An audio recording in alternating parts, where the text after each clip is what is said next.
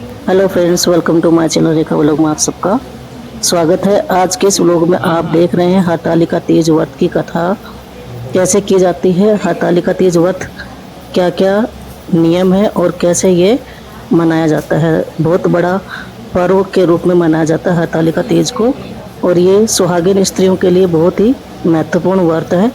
इसमें कौन सी कथा कहनी चाहिए और क्या क्या नियम होने चाहिए, क्या पूजा विधि होती है, आप इस व्लॉग में आप देखिए।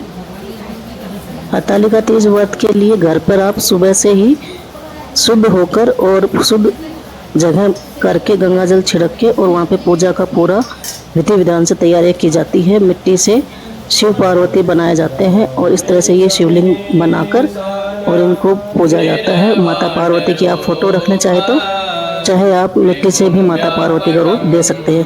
तो देखिए फोटो में वहाँ पे माता पार्वती का रूप रखा है, हमने विराजमान किया। और ये हरतालिका तीज व्रत के लिए पूरे विधि विधान से आप कहानी सुनिए। तो आप सुनिए हरतालिका तीज व्रत की कथा कौन सी है। एक बार भगवान शिव ने पार्वती को उनके पूर्व जन्म का स्मरण कराने के उद्देश्य से इस व्रत का महत्व की कथा कही थी।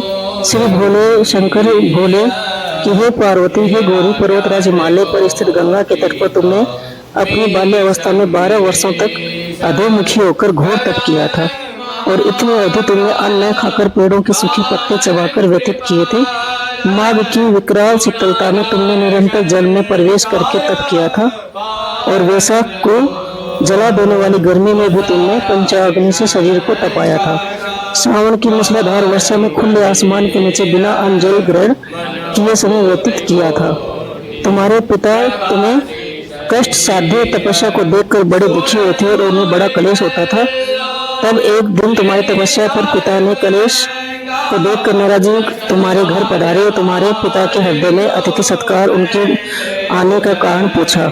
नारद जी ने कहा कि गिरिराज, मैं भगवान विष्णु के भेजने पर यहाँ उपस्थित हुआ हूँ।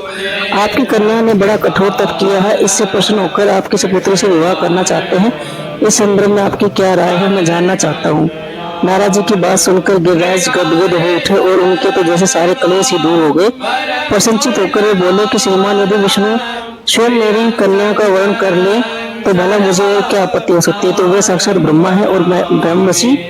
यह तो हर पिता की इच्छा होती है कि उनकी पुत्री सुख संपदा युक्त पति के घर लक्ष्मी बने। पिता की सार्थकता इसी में है कि पति के घर जाकर उसकी पुत्री पिता के घर में अधिक सुखी रहे। तुम्हारे पिता की स्वीकृति पाकर नारद जी विष्णु के पास गए थे और उन्होंने तुम्हारे विवाह के निश्चित होने के समाचार सुनाया। मगर इस विवाह संबंध की बात जब तुम्हारे कान में पड़ी तो तुम्हारे दुख का ठिकाना न रहा। तुम्हारी एक सखी ने तुम्हारी इस मानसिक दशा को समझ लिया। उसने तुमसे यह विषिप्तता का कारण जाना। तुमने बताया कि मैंने सच्चे हृदय से भगवान शिव शंकर का वर्ण किया है, किंतु मेरे पिता ने मेरा विवाह विष्णु जी से निश्चित कर दिया है।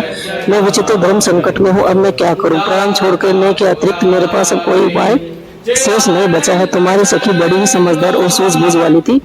उसने कहा था कि सखी, प्राण त्यागने का इसमें कारण ही क्या है। संकट के मौके पर धैर्य से काम लेना चाहिए। नारी के जीवन में सार्थकता इसी में है कि पति के रूप में हृदय के जिसे एक बार स्वीकार कर लिया, जीवन पर्यंत उसी से निर्वाह करे। सच्ची आस्था और एक निष्ठा के समक्ष तो ईश्वर को भी समर्पण करना पड़ता है। मैं तुम्हें घनघोर जंगल में ले चलती हूँ, जो साधना स्थली भी हो, जहाँ तुम्हारे पिता तुम्हें खोज भी न पाए।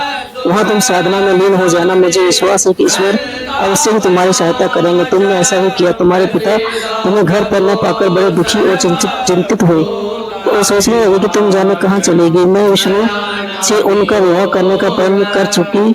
यदि भगवान विष्णु बारात लेकर आ गए तो कन्या घर पर न हुई तो बड़ा अपमान होगा। मैं तो कहीं मुंह दिखाने के लायक नहीं रहूंगा। ये सब सोचकर गिरिराज जी ने जोर जोर से तुम्हारी खोज शुरू करवा दी।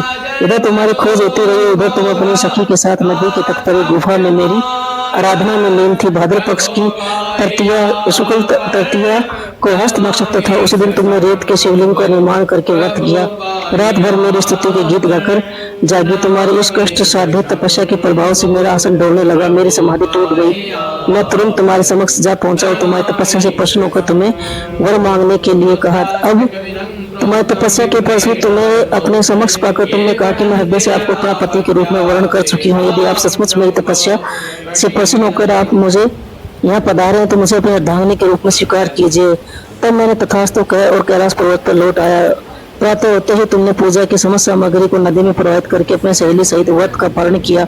उसी समय अपने मित्र बंधु दरबारियों से गिरिराज तुम्हें खोजते खोजते वहां आ पहुंचे और तुम्हारी इस कष्ट साध्य तपस्या का कारण और उद्देश्य पूछा। तो उस समय तुम्हारी दशा को देखकर गिरिराज अत्यधिक दुखी हुए और पीड़ा के कारण उनकी आंखों में आंसू उमड़ आए थे। तुमने उनके आंसू पोंछते हुए विनम्र स्वर में कहा, पिताजी, मैंने अपने जीवन का अधिकांश समय कठोर तपस्या में बिताया। मेरी इस तपस्या का उद्देश्य केवल यही था कि मैं महादेव जी को अपने पति के रूप में पाना चाहती थी। आज मैं अपनी तपस्या की कसौटी पर खरी उतर चुकी हूँ। आप क्योंकि विष्णु जी से मेरा विवाह करने का निर्णय ले चुकी है, इसलिए मैं अपने आराध्य की खोज में घर छोड़कर चली आई। अब मैं आपके साथ इसी शर्त पर घर आऊंगी कि आप मेरा विवाह विष्णु जी से न करके महादेव जी से करेंगे। गिरिराज जी मान गए, तुम्हें घर ले गए। कुछ समय पश्चात शास्त्रों से विधि विधान पूर्वक उन्होंने इस दोनों का विवाह में बांध दिया। हे पार्वती, भाद्र पक्ष की शुक्ल तृतीया को तुमने मेरी आराधना करके जो व्रत किया था, उसी के फलस्वरूप मेरा तुमसे विवाह हो सका है। इसका महत्व यह है कि मैं इस व्रत को करने वाली कुमारियों को मनवांछित फल देता हूँ। इससे सौभाग्य की इच्छा करने वाली प्रत्येक व्यक्ति यह व्रत करे, एक निष्ठ और आस्था से करना चाहिए। बोलो शंकर भगवान की जय, माता पार्वती की जय। इस तरह से आप ये कथा जरूर सुने। आप कथा आप पंडितों से भी सुन सकती और स्वयं से भी सुन सकती है। हरतालिका तीज में भगवान शिव और माता पार्वती को ही प्रसन्न किया जाता है और उनको बहुत सारी चीज़ें चढ़ाई जाती हैं, जैसे फल फूल, मिठाई, माला, दुर्वा, बेल पत्र, समी पत्र और सुहाग का सामान जैसे मेहंदी, चूड़ी, सिंदूर, वस्त्र आदि शामिल हैं। और इसके अलावा शिव पार्वती की पूजा के लिए आप धतूरा, समी पत्र, पान का पत्ता, केले का पत्ता, नारियल, चंदन, जनेऊ, गंगाजल, कलावा, इत्र, गुलाल, अबीर, पंचामृत, अक्षत, धूप, कपूर, धूप बत्ती, इन सब को लेकर साथ में परिवार सहित पूजन करें। आप अपने घर पर ही ये पूरे विधि विधान से पूजा करें। हरतालिका तीज एक बहुत ही बड़ा पर्व है। ये सुहागन स्त्रियों के लिए और कमाई लड़कियों के लिए बहुत ही भाग्यशाली माना जाता है। इस व्रत को सबको करना चाहिए। जय हो भोलेनाथ।